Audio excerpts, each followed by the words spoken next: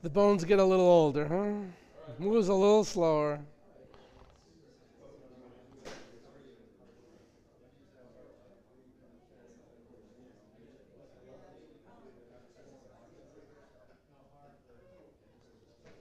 All right, we've got a schedule that we have to adhere to. I don't know if is the microphone working? Yes. Okay. Good. Thanks. First time we're doing this without a physical mic, so I have no idea. I want to welcome everybody to our first event for, I can't believe, 2012. I unfortunately remember when we were rolling up on 1984, and that was going to be a big deal. This morning's presentation is, I think, going to be informative, productive. We have a very special guest, my friend Annette Kramer from London. She is an excellent coach. Any company learning how to present for purposes of investment or product development and endorsement, she's a whiz, and she'll be Skyping in from London in a little while. First thing I would like to do is to thank our sponsors. Without them, none of this would be possible. Yes, we are always looking for new sponsors and new companies to get involved with us. We do support our sponsors, and some of them, besides the breakfasts, do support us as well in various aspects. There are some dramatic new things coming up from former HVCFI and now iCAN, which I think over the coming weeks and months are going to play out and do some wonderful things for both our organization, the Hudson Valley, and New York State and beyond. We're taking some steps to move what has been a traditional not-for-profit industry, which is incubation and acceleration, into a for-profit, sustainable, actual business. Incubation and acceleration have, for all intents and purpose, been almost exclusively dependent on subsidies and grants for their existence. It's no way to run a business. It's not a business. So we are trying to change some of those paradigms and move not only our organization, but the future of that industry to an entirely different level. So you'll be hearing lots more in the coming weeks and months.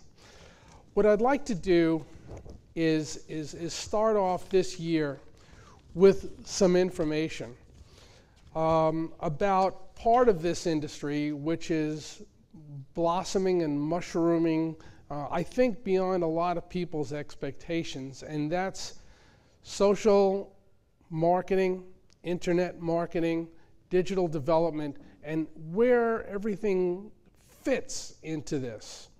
The U.S. Department of Commerce recently delivered to Congress a comprehensive report on the competitiveness and innovative capacity of the United States. And that report sort of is a call to arms, if you will, highlighting what we could be doing, what we should be doing to promote and sustain American innovation and economic competitiveness. They came up with a couple of initial objectives. One was federal investments in research, education, and infrastructure were critical building blocks for American economic competitiveness, business expansion, and job creation. And that, of course, is always a slippery slope when you consider grants, when you consider additional appropriations, especially in an election year. How does that going to affect what we do? How much can we depend on outside stimulus for our own business development? Second, they came up with was failures to properly invest in and have comprehensive strategies for those areas that have eroded America's competitive position. Well, you know, we gave a lot of manufacturing away. We would love to recapture a lot of manufacturing. We'd love to be the place where innovation is exhibited and demonstrated and manufactured and bought and sold, and once again become the innovation leaders of the earth. And I think we have the wherewithal to make that happen. The third thing they came up with, in a constrained budgetary environment, prioritizing support for these pillars is imperative for America's economic future and will provide a strong return on investment for the U.S. taxpayer. We'll leave that one alone. It's very interesting. One of the things, as you know, that we do is find and help find funding for a lot of our companies that we get involved with. In mid-December, we had a meeting up in Albany with our iClean partners and advisors, and a lot of you in the room were invited to that meeting. And at that meeting, you saw some of the 17 companies now that we're involved with iClean in new innovations, new technologies, new developments, and that's just really the beginning. That's just after our first year of operation with these two organizations, iCAN and the Nanotech Center up in Albany. And I can tell you, innovation, it ain't dead. It's growing. There's a tremendous amount coming out of our universities, out of either necessity or just pure inspiration. Entrepreneurship is alive and well. And we want to help find companies monies. We want to find them opportunities, both domestically and internationally, in order to benefit all of us, because it becomes an ecosystem. In the digital world, we call this, most things happen through word of mouth. I tend to like to call it word of mouse. It's a powerful tool to gain a whole new set of customers. A new era of marketing is unfolding, and digital marketing helps you in your objective to influence behaviors and change marketing strategies for you. The audience who need your product and services are increasingly searching for them online. There was a statistic that 92% of online adults use search engines to find the information on the web. 92%. That's a far cry from when our parents and grandparents went looking through the yellow pages. Remember the yellow pages? We used to sit on them when we were little so we could reach the table. I haven't seen yellow pages in a long time. The 5 C's of content creation and delivery methodology have varying results depending upon how you use them. Now, we've had many discussions on social and internet marketing over the years. Sarah and I were talking on the way up that it might be a really good idea. Some of you might remember, we had a gentleman who lives locally who is the regional business development director for LinkedIn. This might be a great time to bring him back, because a lot of people get on LinkedIn, just as an example, but aren't really sure how to use it. So this might be a good time to bring him back now that all of us are developing more of an understanding of both the actual use and implications and desired outcomes for social and internet marketing. So let's go through some of the 5 C's, and I apologize for the amount of content on the screen, but you're going to have to live through it. The rules for search engine optimization, as we are finding out here at iCAN, are changing almost every day. As my friend Al will let us know at some point when he makes a presentation, these are changing rules. The way you reach customers has changed. If we now know that 92% of all adults get their information online, well, duh, that's how we have to reach them. That's how we have to get to them. That's how we have to influence them. So I hope you're all reading this while I discuss this, because I'm not going to read the screen. If anybody wants any of this content later on, just let me know. I'll be happy to send it to you.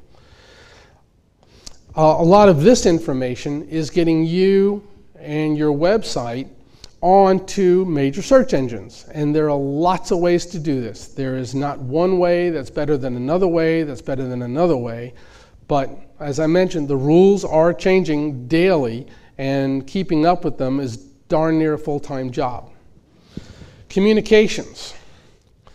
Communications is a very interesting topic, and one that I'm personally enamored with. It's important for you to get email branded with your business name, your logo showing, in order to instill credibility, and the consistency of your message is very important. As in with these breakfasts, we send out invitations, as I'm sure you're all ready to hate me for, 3 times before we actually convene. And it's very interesting to see the analytics and statistics on who responds to the invitations and when. I gotta tell you, I got a lot of responses last night.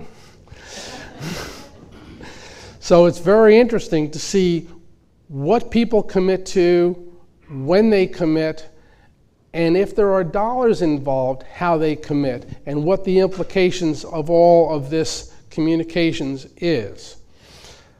The other thing that's very important is you, as business owners, communicating with your customers, have to understand how your customers communicate. What might be the best way to get their attention? I do know one company that does not have a website. They will only accept communications from me on a telephone. That's fine. No email, no nothing, just call me on the phone. Well, that works great in most cases, but not for everyone. So find out how your customers want to be approached, want to be communicated with. I must also confess that we have some customers that, frankly, I've never met face to face. It's only been email, it's been Skype, it's been telephone, it's been lots of different ways to communicate. A sense of community. The sense of community is, to me, as you know, having done what we're doing here for 6 years here in the Hudson Valley, very important. Get involved in your community, other networking events, other community-based events.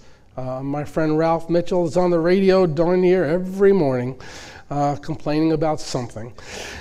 And that's one way to keep yourself engaged and involved.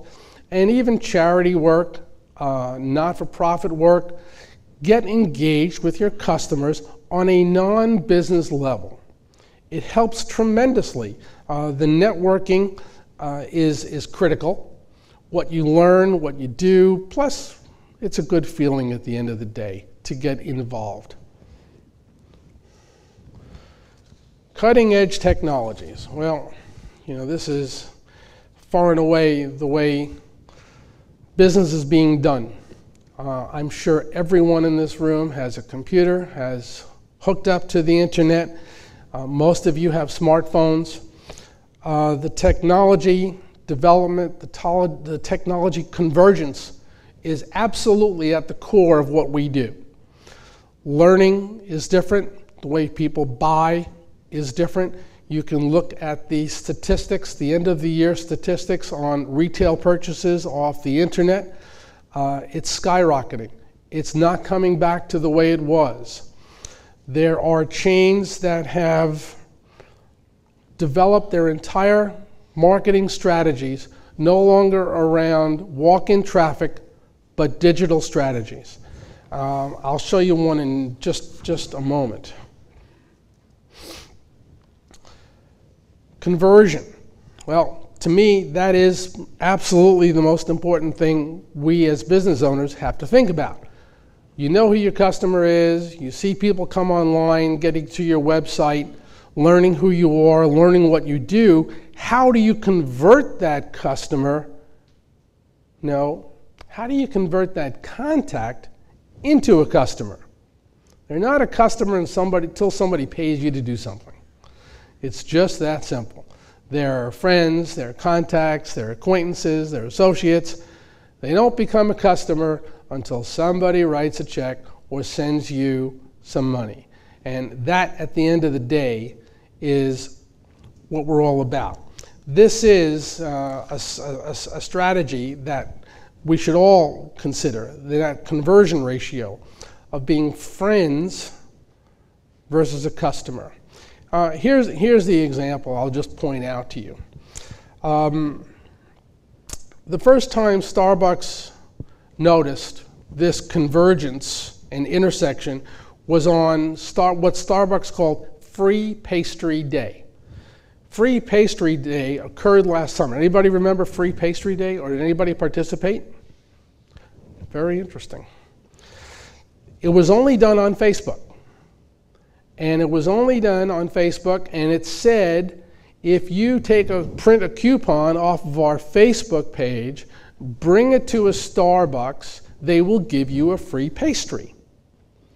Well, the director of social media for Starbucks commented that he was amazed at the number of people standing in line holding coupons they printed out. The impetus for free pastries was the volume of faithful online Facebook followers asking to be included on new products or other company news.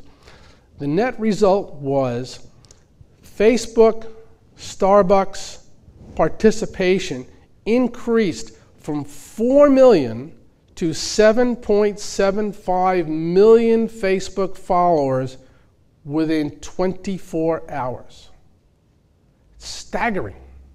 It's a staggering number of people. It was word of mouth, then getting online to Facebook, getting their coupons, and visiting the store and buying something. Yes, they got the pastry.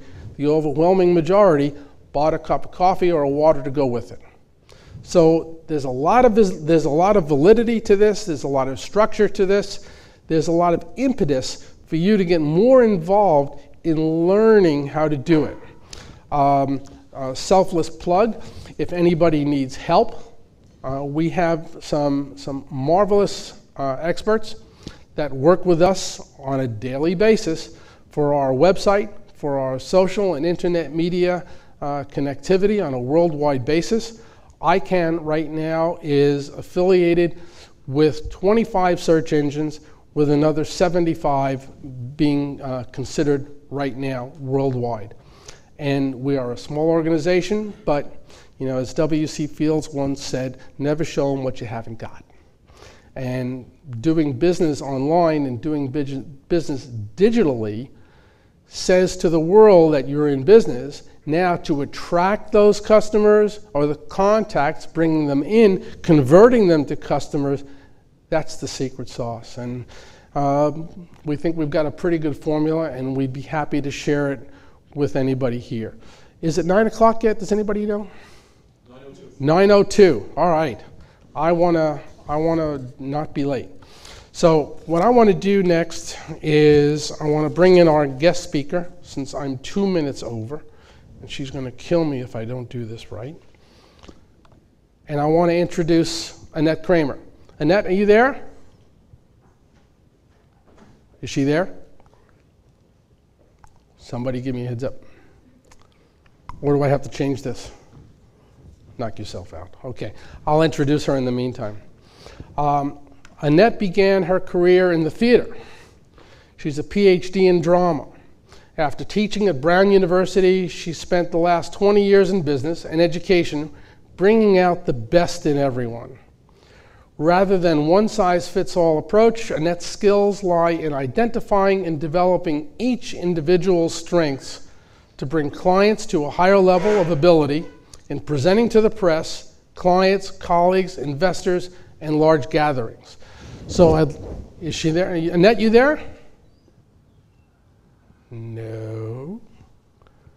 After that great build-up?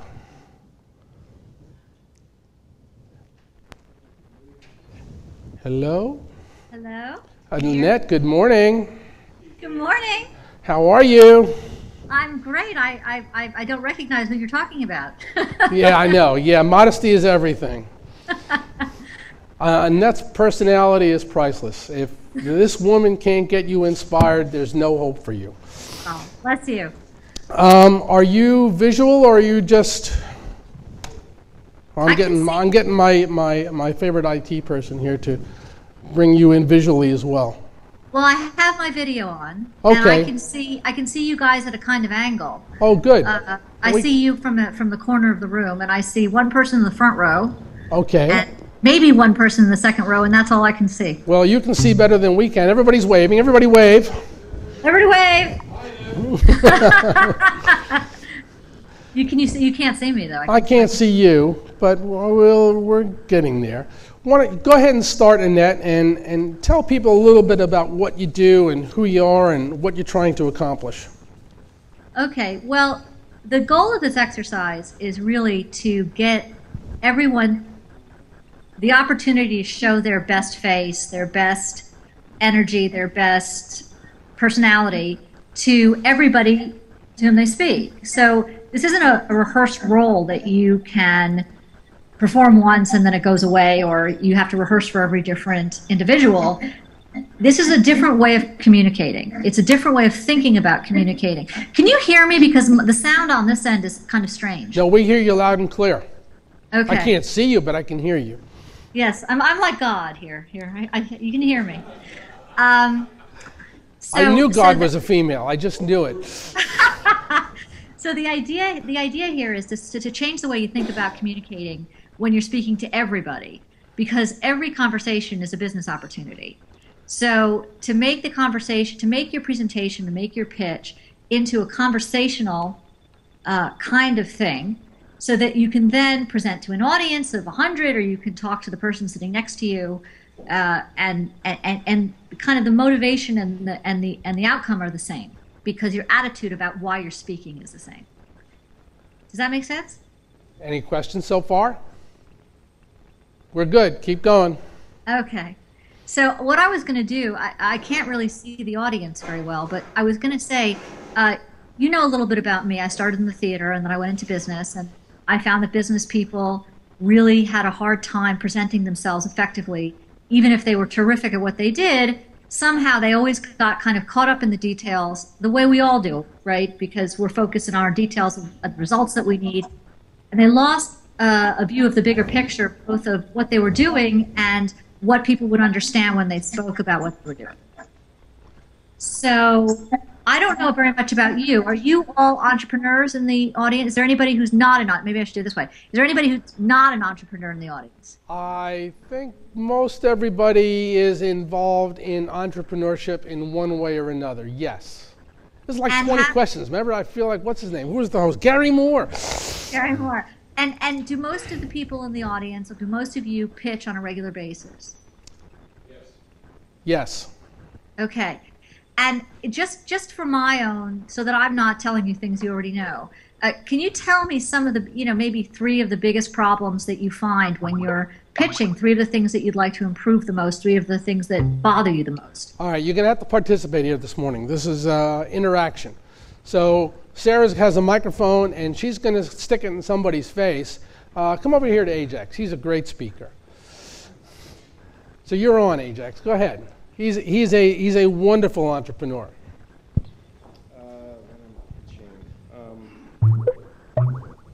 How do I match my energy to the person I'm interacting with? Okay, that's a good one. What else we got? What else we got? Somebody. Marcy. How people see the connection with my business, which is the hotel business, and entrepreneurship, and how we can help in partnership with them. Great question. Anybody else? You want more? Somebody else? Only if it's bothering people, they should be able to say, so I can try to cover it. We're doing. If we can get the camera focused on them, that would be great. So I would be interested in any tips you have on helping potential clients and customers clarify what their needs are. Certainly it's asking the right questions, but sometimes some people are very hard to try and get them to clarify specifically what it is that they need from you to help them answer the questions that you're getting at, if that makes sense. Okay, can we boil that down to one question? Because you were rambling, I was a little bit confused at where. Or is the question? There you go. So at least some of it's me. How Any to tips? clarify? Any So- tips so- on so- helping? I'm sorry. Any tips on helping clients clarify when they're asking you questions? What it is that they need from you? Okay, I'm gonna just start this off in a different way from the way I was going to start it off. I had this structured in a different way, but the one thing that I think all three of those questions have in common is that there seems to be a lack of connection somehow between you and the people you're speaking to, right? So one person wants to match energy with the people that they're speaking to, and another person wants to show a connection between maybe what seems to be disparate issues, different, your industry and someone else's industry, and the third person wants to clarify what it is that the person wants. So you're all actually looking for information. You're looking to transmit information. And I would say, Annette, you're fading in here a little bit. can you hear me? That's better. Okay. Okay, I haven't moved. So the first thing I would say is that a really important tip is to get rid of all jargon. The more you can talk in natural language, I know this is counterintuitive, right? Because you're an expert speaking to experts. Sure. But what you want to do is the most effective communicators can communicate to anybody, right? If you go onto the TED site and you look at the most effective TED speakers, you will see that they really don't use jargon. They use everyday language. And I think that we're very used to using the language of our industry. But don't we want to appear smart by using jargon? I think it's much smarter to be able to explain something in a language that everybody understands. Now, there's a couple of reasons for this. One is that even if you have jargon that is supposed to mean something in an industry, it can mean something slightly different to one person than to another, right? So you're talking about clarifying questions that people have. So, if you're talking to somebody in your industry who's from Switzerland, for example, and that particular word has different meaning, you're not going to know that it has different meaning. You're both going to think you're talking about the same thing when in fact you're talking about something different. So the more that you can use natural language, the better. One of the ways to do that is to practice. I'll go into that in a second. All right. So, and that's also a way of showing connections between different industries. So, for example, what you need to do is break down the kinds of things that, the issues that these two industries have in common. Get rid of the jargon, and then you can find the connections. As long as you have the jargon, you're going to have a problem with connections. Okay. Now, in terms of energy, that's I'm going to go into it a little bit. I've structured my talk in a way that if I don't then answer this question, you can ask me again, and we'll find another way to answer. We're losing you just a little bit. Okay. What I said is that the energy question, I think I can answer in the way that I've structured this little talk. And if I haven't answered it by the end of the talk, you can ask me again. You got it. Okay? All right. So the way that I've structured, I told Les from the very beginning, this is the only time I've ever talked about talking. Everybody get that? I said to Les, I wanted the name of my talk to be, talking about pitching is like dancing about architecture. Because, you can't really do it unless you do it. But I'm going to do my best, and then you can give me a grade at the end. So the way that I'm structuring this is that first I'm going to talk about presentation skills generally. Then I'm going to talk about storytelling generally. And then I'm going to talk about storytelling for investors. Because my understanding was that entrepreneurs in this group are looking for investment. Is that accurate, Les? Always. Okay. All right. So presentation skills specifically. I'm sure you understand this, but if you don't, I want to put your mind at ease. Nobody was ever born presenting well to 100 people. I think you'd be hard-pressed to find that. The good news is that 95% of good presentation is practice. 5% is inspiration. So if you get that 95% down, if I can wake you up in the middle of the night and shake you and rattle you, and you can just rattle off whatever it is that you're going to say, the 5% will come. But you can't improvise, you can't be energetic until you know your pitch so well. that I could wake you up in the middle of the night and you could say it to me. Okay, so that's number one. The second thing is human beings are creatures of habit. So if you get into the habit of giving good pitches, you will continue to do it. It just won't stop. You will be able to do it. So practice is the first really big, I'll probably say practice more throughout this talk, but practice is the most important thing I can tell you. Okay, the goal of being a good presenter is not to turn you into somebody else. That's not true. You want to be yourself. You want to bring out your own strengths and your own communication styles, because empathy is a chemical reaction. I can tell you from being in the theater that if you are in a room, then you will elicit emotional responses from people in that room, either because of the colors that you're wearing or handling yourself. People can spot a phony a mile away. So you don't want to be someone else. You want to be the best you can be. But that said, still, if you find people are effective and they have effective body language or something, take it, try it, see if it works for you. Make it authentic for yourself. All right? Probably the thing that makes you the most authentic and the most persuasive is remembering why you care about what you're saying, both before you're about to say it and while you're saying it. So if you care, everyone else will care too. If you're fascinated, everyone else will be fascinated too. It's contagious. Emotional reactions are contagious.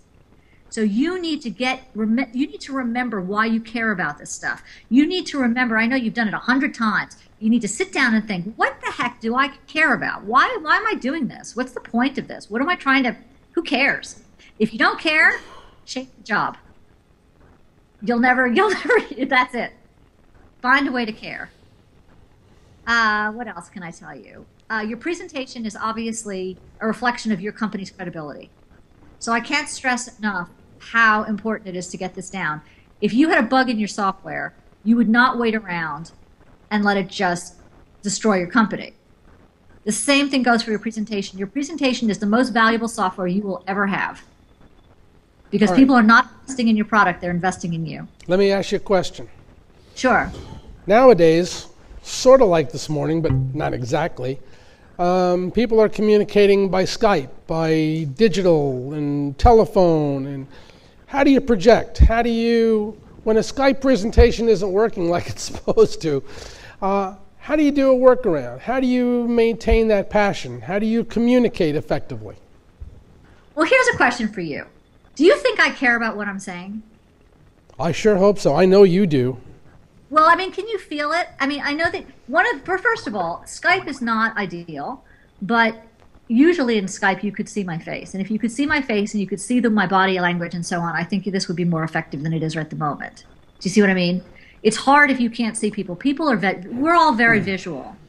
Our culture is very visual, so it's very hard. If you still can't see my picture? No, I can't see your picture. We're having an issue. Do you want to try dialing in again? Technical staff, what do we want to do? Is this working for you guys or not? Because if not, let's try. I mean, it can't hurt anything. We're okay, or should we dial in again? Let's try dialing in again. Let's try it. Let's try it. Hang up. Let's give it a whirl. Let me go communicate with the guys here. Okay. Sarah, Bye-bye. could you ask Jeremy if he could dial in again? They're going to Plan B. I don't know what Plan B is, but trust me, it's perfect. That's while they're switching gears. Yes. Tell us, you told us her background is in the theater. Right. Currently, what does she do? Annette is a business coach.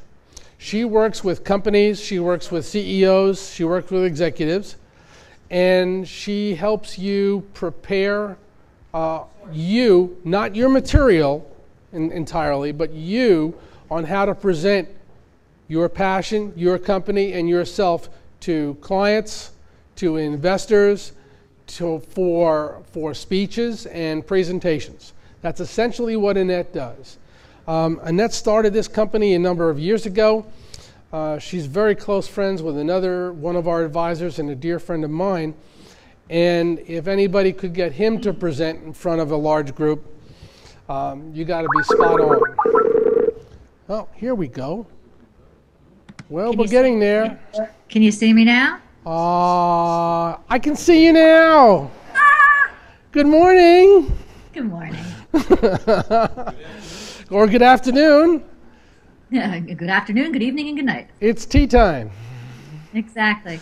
So, I mean, isn't that more effective? In answer to your last question, isn't it more effective when you can see me? Yeah, especially when your face is like 9 feet tall. Wow. It's great. Put me in Times Square. Okay. So we're talking about communicating over various forms of Skypes, digital.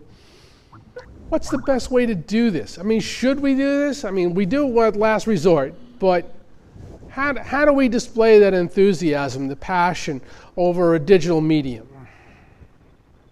Well, you're going to have to be the one to answer that question. I mean, if this is not effective, if it doesn't seem to you that this is a passionate appeal, or if it doesn't... Oh, to me it does. I'm talking about them. Well, them? Why don't we ask them? Why don't we ask them? Okay. Why don't I the other thing is, why I'm don't I going just... to go my Monty Hall routine. All right. Why don't I say a few more things and see if it works different from the way that it did when you could just hear my voice? How's that? How's that? Is it more effective to see Annette visually versus than just see her voice? Definitely it is. Definitely it is. Well, yes, we certainly sensed your enthusiasm. Yes, absolutely. All right. This is just my opinion. I'm not God or anything. My opinion is, having worked in the theater, which is a very, interactive medium, if there's a person in the room or the image of a person in the room and that person is alive, Track shoes on. you can get the energy across. It's not as effective as if you're in the room really, Right. right? But I don't think that's a reason not to communicate. If you have things to say, you got things to say, you got to say them. Well, we have lots to say. We have lots Clearly. to say. Especially this guy here has lots to say and says them regularly, and we're trying to get him to be more effective in the way he says them. Okay, so let me go on to the storytelling part of this. Okay, so first of all, in the presentation skills section of this enterprise, I also just want to make a point about slides. Slides never sold a thing. Okay, in fact, I would say that slides are very ineffective because what they do is they set you up to be doing multimedia. And if you're not an expert in multimedia, that's a problem. It's distracting. So what happens is somebody looks at your slide, they look at you, and there's what I call the space out factor. So people can look at the slide and then they lose your train of thought. They may not tune in again until the end of the slide. If you say, you don't have to show. Hold on. We're getting a little communications glitch. Just give it a second. That's better. All right, try it again. If you have a slide, you're splitting your audience's attention. Okay, so the goal is really not to let your slides lead the presentation or to depend on your slides. Slides don't sell anything. Right. Energy sells things, and your energy sells things, and your storytelling ability does the work. You really don't want to leave any distractions. If you have a slide that says something that you can't say with your mouth, put it up. If you can say it with your mouth, don't put it up. All right, now that's contra to what I was taught, where you have slides and let people read the slides, but you never read what's on the slide. Okay, here's a question for the audience. How effective is it when people put up slides for you to read and they're talking at the same time? It's not. I read the slide and ignore what you're saying. Exactly. Okay, so the goal for this exercise is to get people to buy you. Forget your product, forget the rest of it. You want them to trust you and to be interested and curious. So the way that I talk about presentation actually never falls into presentation. They're make them conversation. Start. Hold on. We're having a communications thing, so go. You want to make a presentation, not a presentation. You don't want to be talking at people. What you want to do is you want to start a conversation that your listeners want to continue. And what that means is you don't talk at them, you don't inundate them with data, you tell them a story. And out of that story come questions, come interest, come curiosity. And that's how you get the conversation going. If you have the last word, you lose. Give me an example of a story. Well, there are loads of stories. Well, let me go into the storytelling part and maybe Good. I'll answer your question, okay? Okay, so all conversations are really bits of stories that are put together, that are continued, that are interrupted, right? Everything's really a narrative. What I'm telling you is a narrative.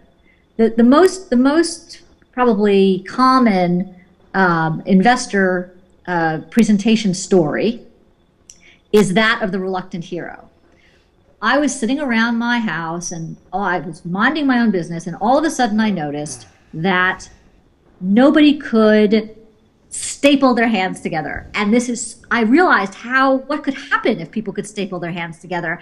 And even though I didn't want to, I ran out, figured out this idea, and then this happened, and this happened, and that's a story, right? And versions of this story are the most common kind of investor presentation structure. Does that make sense? Yep. Okay. So when you're telling a story, you have to be aware. Every time you get up and give what people call a presentation and what I call starting a conversation, you do it through a story. You have to be aware that you're telling a story, and you have to be aware that it has a beginning, a middle, and an end. Now, I know this may sound very deliberate and may sound very uninspired, but you have to get the structure down. Structure is our friend. Okay? Transitions are key. So when you're going from the beginning to the middle, you need a transition. When you're going from the middle to the end, you need a transition. And all between the different sections, you need transitions. It's essential to show your listener where you're going. Suspense is a bad thing in a short talk. You want to tell people where they're going. We're all like children. We want to know what's happening. We want to know what's going to happen next. And once we know that, we feel comfortable. Okay, don't lose them. Don't make people work too hard. If you need help structuring your story, use note cards. Get different colors for different sections. Write it all out. Make sure you know which piece goes in which piece, and then you'll know when you need a transition. The point of the pitch, again, is not to give people data. Nobody ever made a decision based on data. They make a decision based on the feelings that your data supports, right? Your story creates the feelings.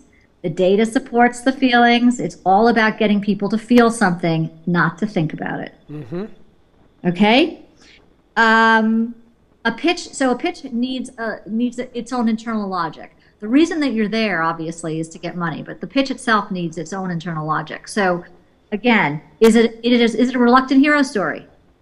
Is it structured as a reluctant hero story? Is it structured as a series of growing internal stories? So, this is what I did, and here's a story about that. This is what happened. This is a story about that.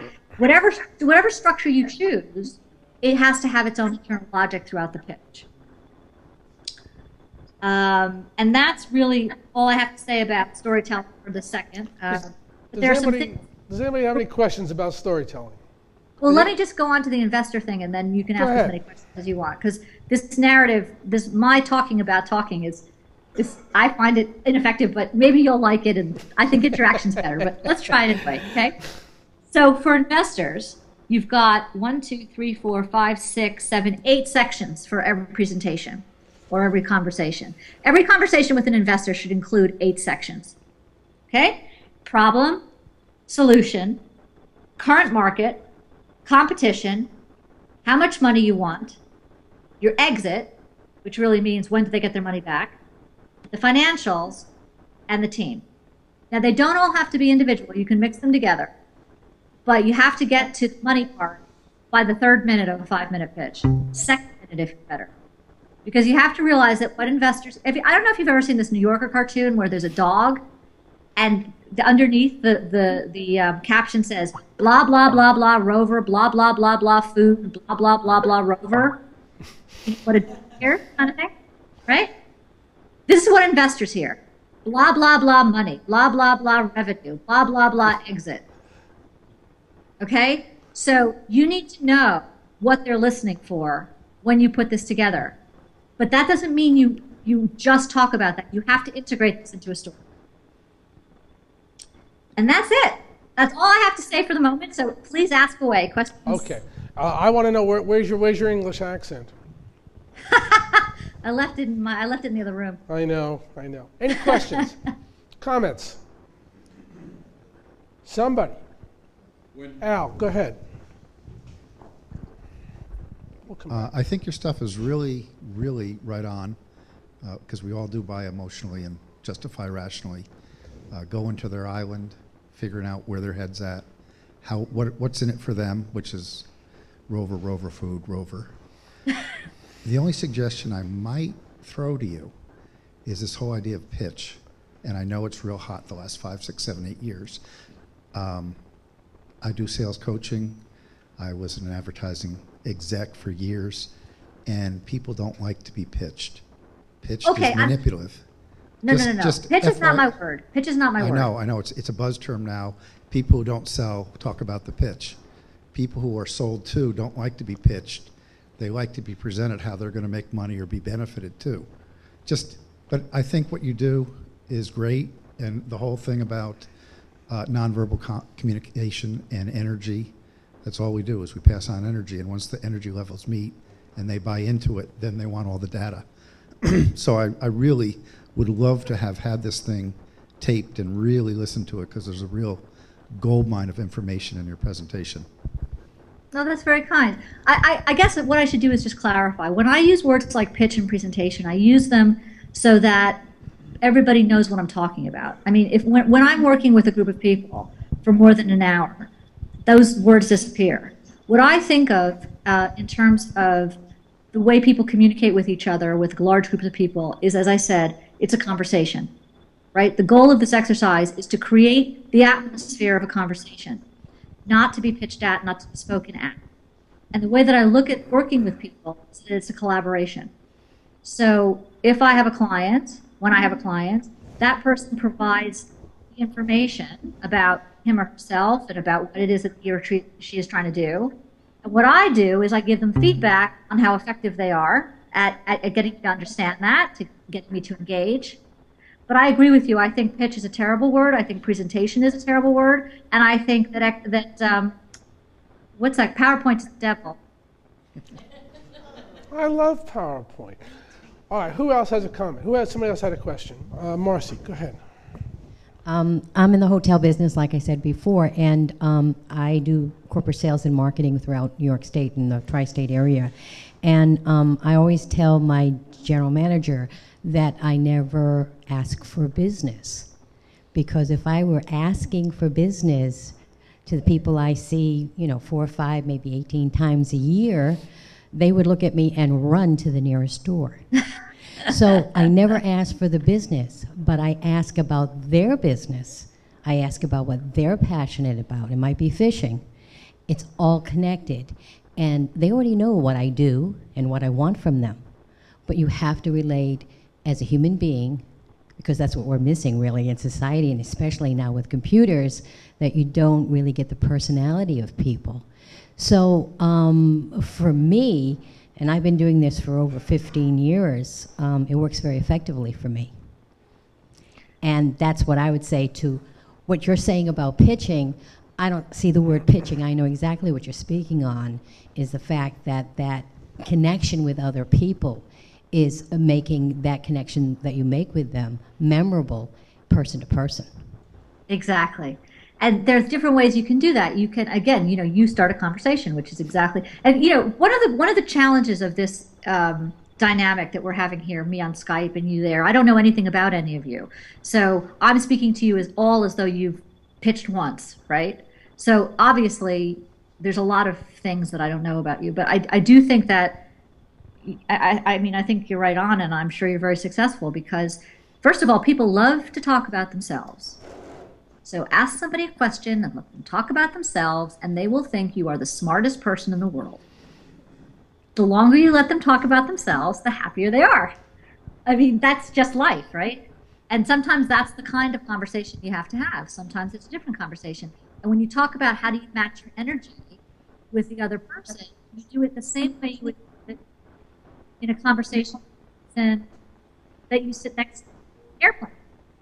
So let me ask you a question. So we're dealing with some of us who like PowerPoints. Okay, love PowerPoints. You know, we're always pitching for clients. We're always begging for resources, et cetera, et cetera. Would you not use multimedia, but leave the presentation as a handout at the end? Yes. I would not divide people's attention. If you have a slide of something that illustrates, like there's some presentations are kind of, I hate the word presentation, I'm just using it for a shortcut, but some of those slide deck things are a little bit clever because if you have a picture of somebody screaming when you're talking about something upsetting, it really brings the point home. Mm-hmm. But I think the goal with a slide deck is you don't want anything on a slide that requires more than about a quarter of a second's attention from the person who's sitting there. I'm a terrible offender.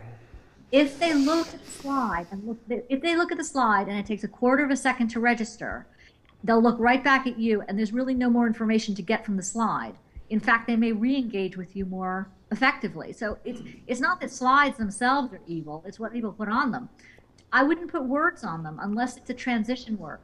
Opportunities, one word maybe, but again, nothing that would take more than a quarter of a second to absorb. So images versus words, as Jim just said. Images versus words, but it has to be something you can't live without. If it's something you can live without, get rid of it. Because people you want them to pay attention to your story, you want them to pay attention to how you're interacting with them. That's the value of any kind of communication, is the interaction, the engagement, what that lady called, what did you call it? You called it, maybe you called it engagement, I don't know. But that kind of thing, that dynamic is what you're looking for. Any other questions? Floyd, we have one, and then. Les had a question about transitioning from the word of mouth to the word of mouse. Any thoughts? Well, I think live people are the best. I think if you can get a live person in the room with you, that's terrific. If you can't, then we are visual, and we will make that transition with a convention. I mean, you obviously feel that you can talk to me because you've asked me a question, right? So I'm a real person. It's not as effective, but it's okay, I think. I mean, I'm not exactly sure what you're asking, I guess.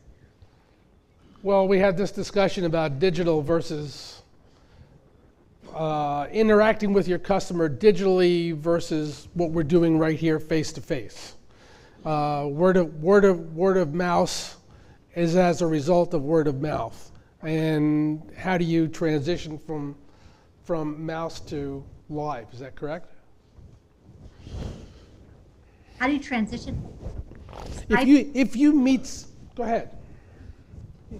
If you meet somebody digitally, you know, we've already gotten to know each other, and how do you make that progression? Like integrating. I just read a book the other day. It's a very thin book on small talk. How do you initiate small talk in a networking session to get people to open up? Okay, that's a whole other subject. We won't touch on that today. That's another subject. I think, in a way, it's certainly related. It's about listening. It's about trying to pay attention and find connections. It's always about finding connections. When you say you get to know somebody digitally, do you mean by email, or do you mean by Skype, or do you mean by, what exactly do you mean? A lot of email. A lot of us communicate by email. Okay, one of the things, I'm a very big advocate of the telephone. I think old technology can do something that no new technology can do, because it's an actual voice. And and if I talk to you on the phone, you would have a different experience of me, and a more, I think, direct experience of me than you're having now, even though you can see me. Right. And with the companies that I consult to, I'm always telling them, pick up the phone. Pick up the phone. When there gets to be online dating, perfect example, right? You email, you pick up the phone. That's how it works. That's how it works. All right, we have 2 more questions, and then I'm going to let you go. Floyd, we have one there, and then Jim will, and if anybody else wants, we'll squeeze it in. Well, as long as you can, kid. First of all, you're at a disadvantage. You can't see us very well. We can see you. But I want to tell you just how important what you do is. Because how many insufferable meetings have we gone to by people from, let's say, a nameless company, maybe the initials might be IBM. Okay, so, and they were awful because they could not communicate it. Yeah, they were stuck on a PowerPoint. However, photographs, 85% of learning is visualization. By the way, I'm the president of the American Science and Technology Center, so we're trying to create kind of an Epcot in New York, something, a save the world type of project. So it's very important that that we succeed at this, and this is the bottom line of what you're talking about is success. And many of those people in business meetings have failed. The other thing is you have to have listeners in this economy who can listen and do respect what you're trying to do. A lot of people only have that Wall Street mentality about greed. How much money are you going to give me after this thing is done? So getting funding is a very important issue. We're probably going to eventually go after the Gates Foundation. Here's my question. I mean, how do you get somebody like that somebody is knocking on his door? The competition to get to somebody like that is huge. How do you differentiate yourself so that your message rises above all the others? Well, I think this is part of there are a couple of things that you said that one thing I disagree with. I don't think you can say that I'm used to be a teacher, and 95% of learning for some people is visual, but for other people it can be different. And I think that one of the really important things, maybe not digitally, I don't know about the whole digital thing, but in terms of learning in an open space with other people, at least, some people read and they learn more, some people hear and they learn more. So I think one of the things when you're talking to somebody or dealing with someone is to figure out how they learn best, how they absorb information best before you come up with your story. So if in your field 95% is visual, I would build a visual story, right? Because you're paying attention to the way that people absorb information most effectively, most comfortably. And then the question is, what is the story that everybody's missed? Somehow or other, there's got to be something about you and why you care about what you're doing and what you're doing that is different from other people. Now, if whatever that story is doesn't interest the Gates Foundation, there's nothing you can do about it. But I think that all you can do is build the strongest story you can about the value of what it is that you're doing. Does that make sense? Yeah, it does. The thing that's exacerbating all of this now is the economy. I mean, America and the world is on its knees right now, so people are not listening the same way as they did before. However, I will agree that the heart zone is the one thing that all of them have in common. Donald Trump, Gates, all the others have that heart zone. So if you talk about something that tugs at their heartstrings, I think that's going to have a much greater chance of success. So in that sense, I do believe that your storytelling is very important. But when it comes time to ask them for money, you better have something which is bulletproof. I mean, it's got to be something that really rips their heart out. Okay, now here's what I would say.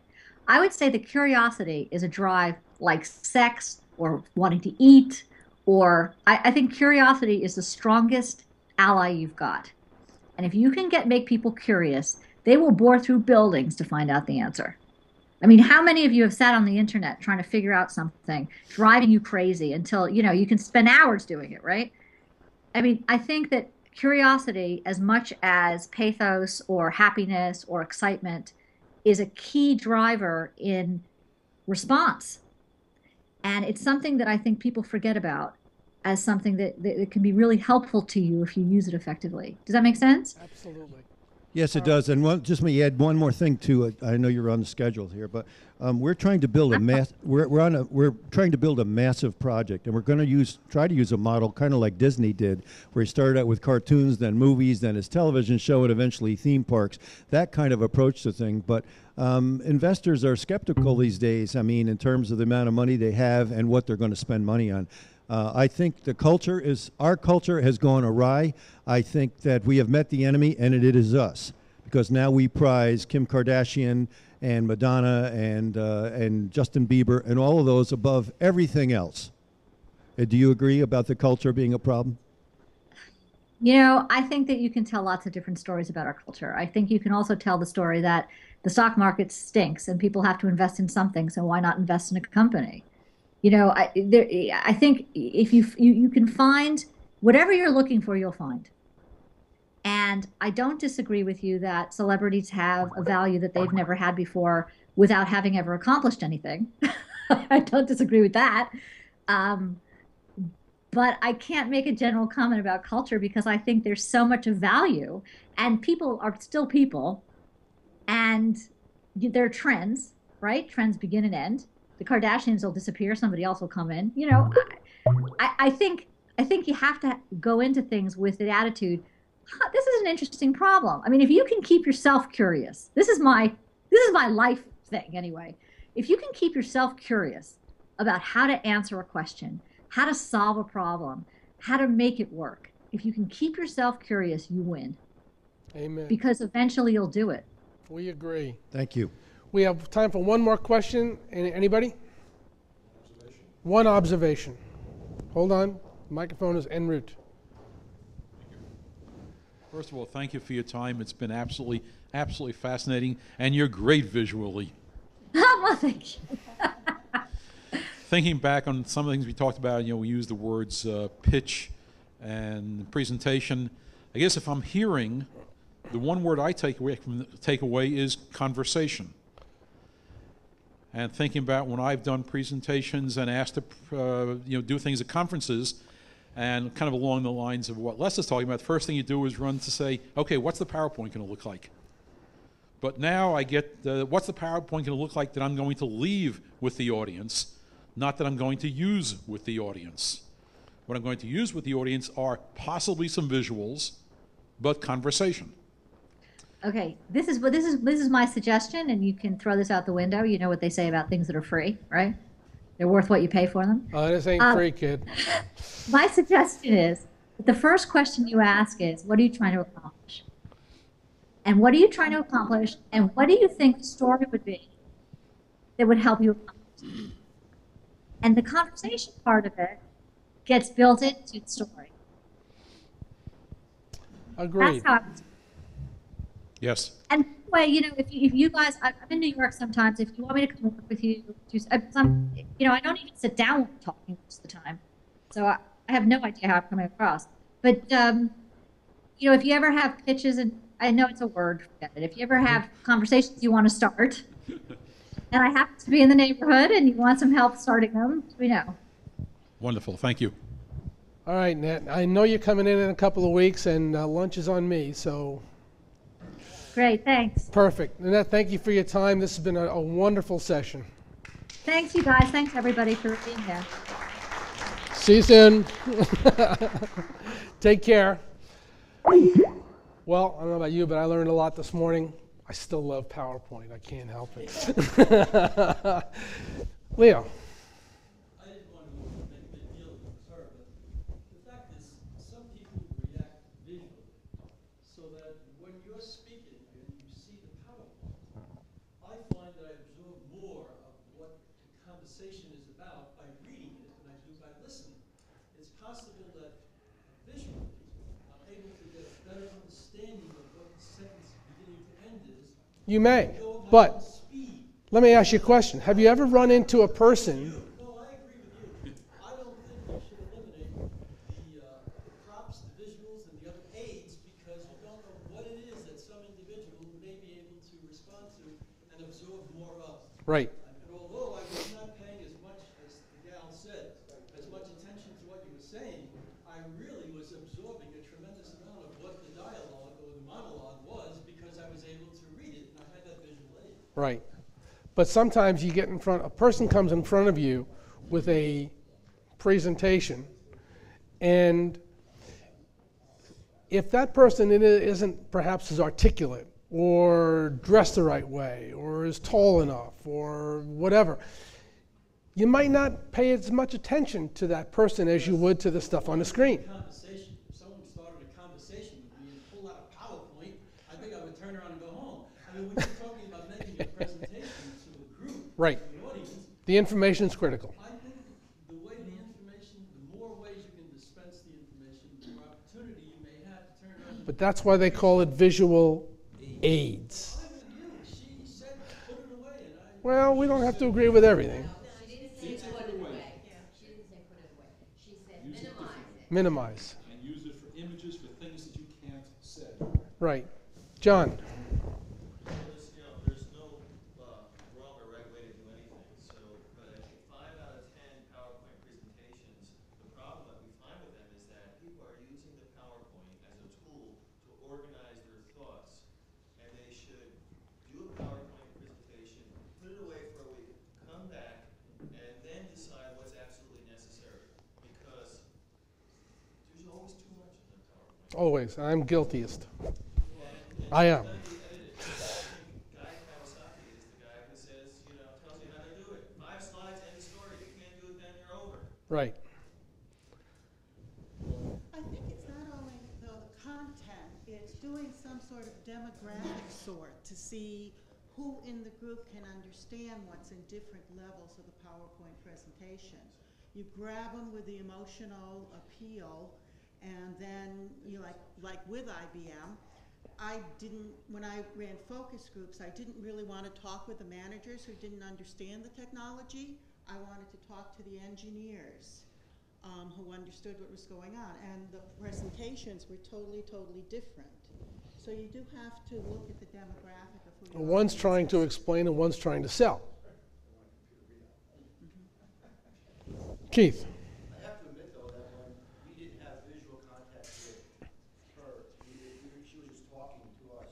You were more attentive. I was when there was no visual there, I was more daydreaming and, hearing what she was saying and not hearing what she was saying. But when she came on the screen, I could focus on her and hear exactly what she was saying. See, we planned that. Floyd, go ahead. Here's the problem with what she just did.